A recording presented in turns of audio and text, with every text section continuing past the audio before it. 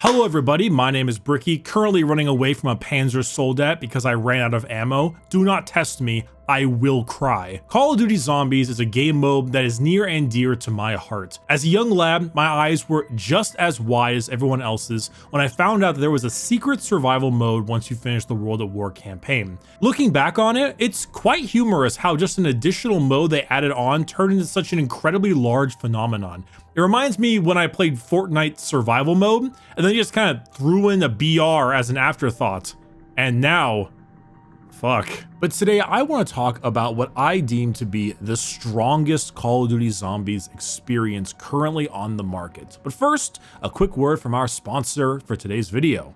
This video is sponsored by Mech Arena, the short yet action-packed fast-paced mech fighting game now available on iOS and Android. Mech Arena is great because it combines both the customization of a mech game, the team play, but also making it a fast-paced, action-packed title instead of that slow, sluggish feel that most mech games have. The maps are smaller, built for fast action, tactics, and consistent encounters with other players, and there is a myriad of customization options to keep your mechs fitted and spiffy. Mech Arena is just launched globally, and they're running a huge celebration in-game right now with a ton of awesome events and daily login rewards during the first week. It is completely free to play on Android and iOS, and you can use my personal link or QR code here in the description to go ahead and get a mil-spec skin, 508 coins, and 70,000 credits to help kickstart your game. Thank you very much for sponsoring this video. Check them out in the description, and let's continue with the video. In case you are unfamiliar, Call of Duty Zombies is a wave defense mode introduced at the end of the World at War campaign that would pit up to 4 players in a small arena fighting endless waves of zombies until death. Killing these zombies would earn the players points, which they could use to either unlock other parts of the map or purchase new weapons. The players were restricted to just one area as well. It's a holdout more than anything. You can board up windows or trap areas, but overall you would just fight until you die. This was expanded on over the years to allow for upgrades, customization, and even storylines, which we all still call Easter eggs when in reality it's basically an entire raid. Call of Duty Zombies has evolved substantially. Some say for the better, some say for the worse. A few believe that the glory days of Zombies was World at War, where it was more horror than action, and it was about grit, wit, and survival. I appreciate these ideas, but disagree. Through the ups and downs of the Zombies formula, one thing has always been consistent: player choice. See, where I think Zombies truly lost their way was when Black Ops 4 came around.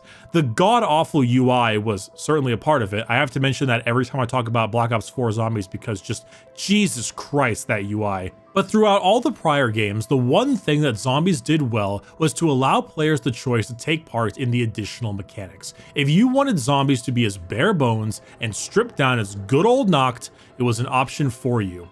Often, the maps people found aggravating were the maps that forced you to take part in mechanics you didn't want to deal with. Shangri-La is a map I despise. That's because of the random annoying traps, monkeys taking my stuff, and the god-awful special zombies.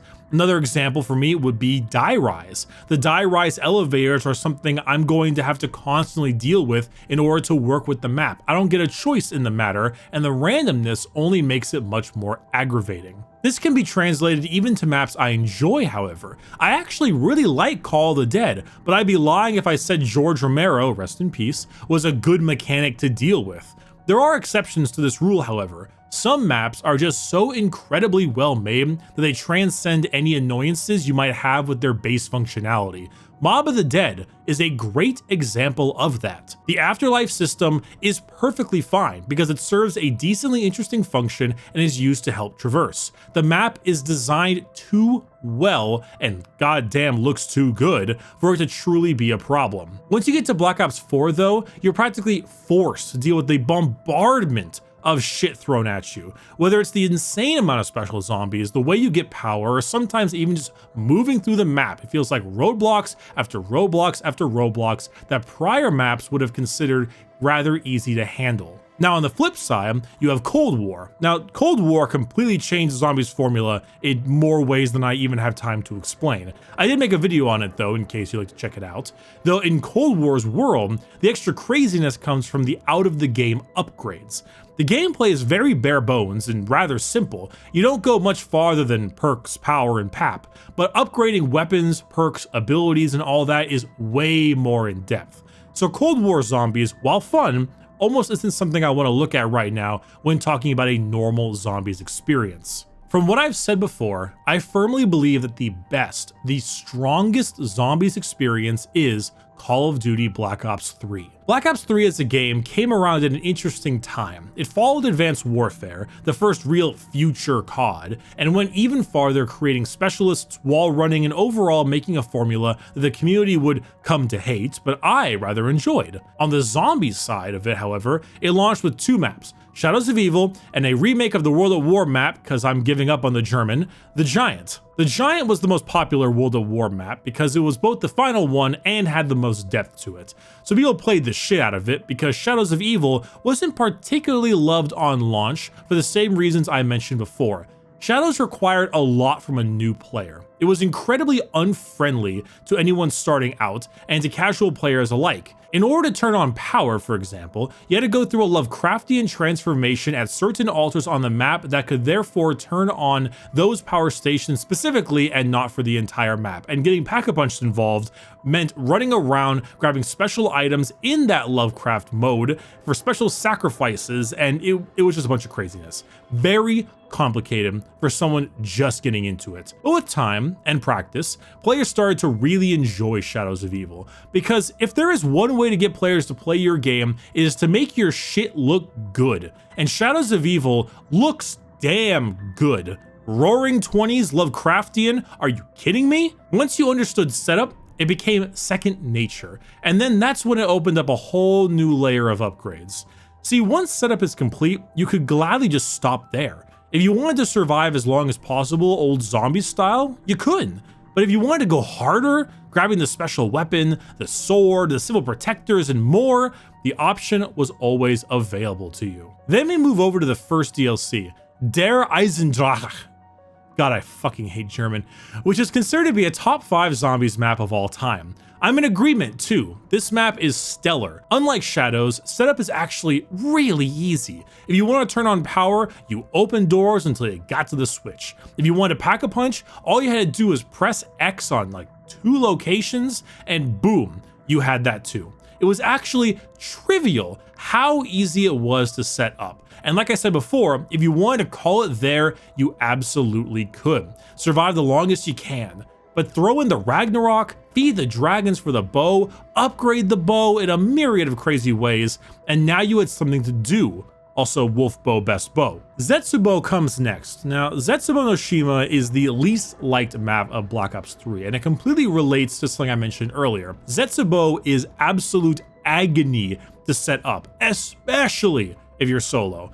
I think the map is actually not too bad and can be pretty good with around 3 to 4 people, but the solo experience is pure fucking torture, which is disappointing because once you are set up, I think Zetsubo can be pleasurable just because of its setting. It's actually really unnerving. The body horror, the spiders, the oppressive atmosphere, plus the Skull of Non-Sapwa might be the coolest wonder weapon out there. But it has that negative connotation to it because the setup is so difficult. However, Gorod Krovi, I'm not much better at Russian either, comes next, and this is my 3rd favorite map of all time. It shares similarities to Eisendrache fucking Germans because setup involves doors, then power switch, and Pack-a-Punch requires you to go to 3 locations. However, it's more in line with Shadows or the Giant, where you need to defend little pods from damage multiple times so you can travel on a goddamn dragon to the area you can Pack-a-Punch in. This map is just pure, unadulterated, fuck you, there's dragons now, we don't give a shit, and I love every second of it. Revelations is a map I like, and The Gift is a top tier zombie song, but going deeper into it, I feel like it's just repeating myself at this point. The formula is consistent across all the maps, even the ones that aren't as liked, such as Zetsubo. And this is compounded by the concept that there are 3 types of zombie players: casual, average, and hardcore. Casual players want to get power and pack a punch, and then go for rounds. They will live as long as they can and don't particularly care if they end up going super far. They're there for the experience alone. Average players, such as myself, will do that, but then go for the upgrades and normally die trying. The bows and fucky German words, the stabs and origins, we won't get them all, but we'll work on getting them in the upgrades until we eventually die. Hardcore players are going for Easter eggs. They want to complete that raid whether solo or with friends, because if Cold War is the only Easter egg you played, brother, you have seen nothing. Cold War Easter eggs are chump change compared to the absolute shit that is Garad Krovy. But it's worth it, because drunk Russian Nikolai in a giant Soviet mech fighting a gigantic Nazi dragon with his time-traveled younger self while the Soviet national anthem blares in the background is an experience I will never forget. Black Ops 3 caters to all three of those players, where Black Ops 4 caters to only the two latter, and the prior games, mostly minus some Black Ops 2 maps, cater only to the two former. This game hits a perfect balance at making sure that every player feels at home with the preferred style of gameplay, and it pulled it off masterfully.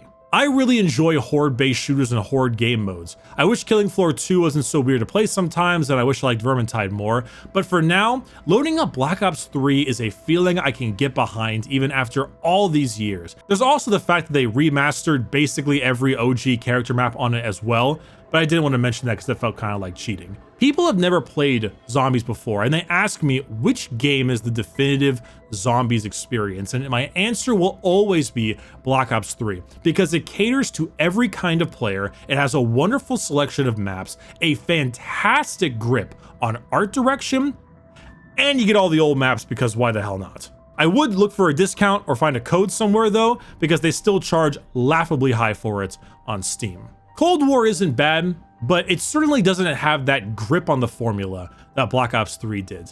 And it's something that I even revisit sometimes on stream nowadays in 2021, which is a testament to how good the game mode is. Thank you everyone so much for watching. I'm still recovering from strep throat, but I should be totally fine for my next video. All should be good then, and we'll be back into normal green screen Bricky content. Let's look at the Patreon questions. From SCP-5781, quote, the diff, they ask, sex. From SCP-3456, quote, Ritley, he asks, sex. From Cabal, they ask, sex.